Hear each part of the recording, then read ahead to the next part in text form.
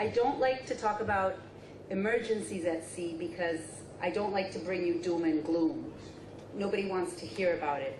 We firmly believe that primary care and proactive approach to medicine is what avoids the repatriations that we talked about. So a few things I want you to take with you in terms of the study before I go into my conclusion. Dr. Abaya's and Marty Slade's study had a denominator. What does this mean? We knew that what the total population was in terms of the deployments. And so they were able to statistically analyze the actual repatriations, because when we in maritime usually deal with illness and injury at sea, we only know the numerators. This was a first-hand approach at analyzing everything with a denominator, so that's where you get your absolute percentages. And you see that the numbers are not as scary as we like to think. That's number one. And number two, as Marty presented, the statistical analysis of the predictors of repatriation were for crew members who were deemed medically fit, so they passed their PME. So all this analysis was done within the normal range of testing. It did not have anything to do with crew members who were not cleared for their pre-employment medical examination. So apart from that, I'll just wrap it all up and we can have questions which should be more interesting for you at this point.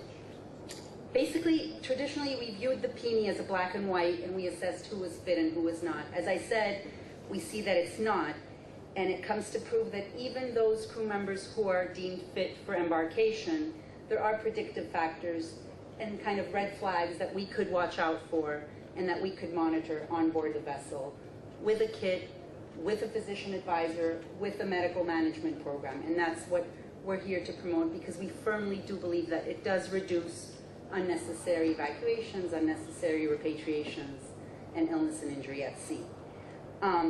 We do believe in medical vigilance on board, and we do believe that we can reach the level of care that is offered to seafarers, to land-based employees. It's possible with the technology available to us. As Marty explained, for example, creatinine levels. If you know that someone is going to be embarking a vessel with a red flag of a creatinine level, what does that mean? That means that this individual could be monitored a little bit more by a physician advisor. He could be provided with certain lifestyle modifications, dietary changes. He could speak to a physician advisor more frequently. So it's not basically to isolate the seafarer and make him feel like he's a risk or that, you know, he's a threat on board the vessel, but to make him feel more comfortable so that he can come forward with any questions that he may have.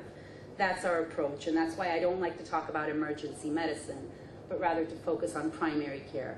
And the basic way to promote this is for your seafarers to feel comfortable and have a program and approach the physician advisor they're enlisted with to ask questions and to chat and to maybe have one of the benefits of this kit, we were discussing it before, is that it has the possibility to transmit an ECG to a physician in PDF format in 2 minutes from the time you take it to the time the physician receives it.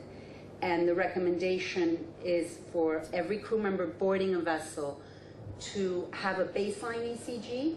Therefore, if something happens on board, because I'm sure you've heard of cases where you thought it was cardiac and it ended up being heartburn because they had a heavy meal, or, you know, the chest muscles were injured because of some heavy lifting, and everybody thought it was a heart attack, because the only way to rule it out is to do the actual testing. Even a doctor, you know, when there's gray area, will opt for the safest solution. So if you have the ECG and you have a baseline ECG, you know if there are any changes.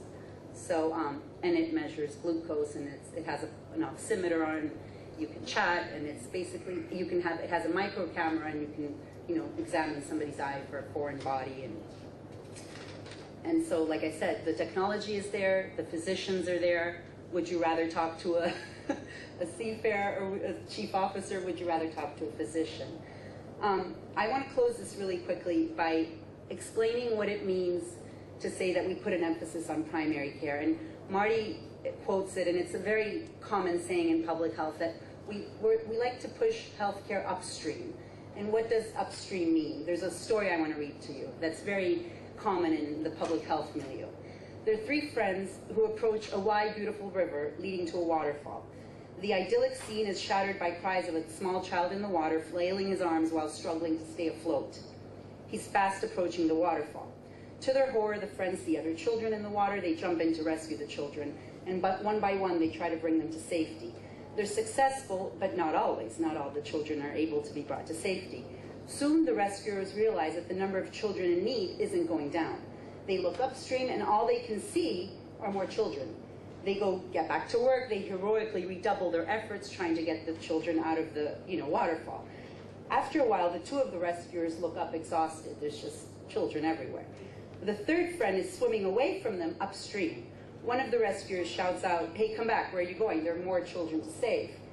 The other rescuer shouts back to the friends, "I know, I'm going to stop whoever or whatever is throwing these children in the water." So basically, a lot of times, well, maybe lately it's changing a little bit. What we were promoting seemed like a luxury, and it did not register in people's minds that we were something more than an emergency response. And so we have the Red Cross, we have CIR. What do you guys do? We're your family doctor on board, and that's what needs to enter into people's mind frames when they speak about maritime, that we are able to offer the same level of care that land-based employees receive. And eventually, very quickly, you do realize that it does bring down the number of repatriations. It gives you less hassle, it reduces evacuations, and it creates a safer environment in general for seafarers on board the vessel. So I think that's the message we'd like you to take home with you today. And any questions you may have.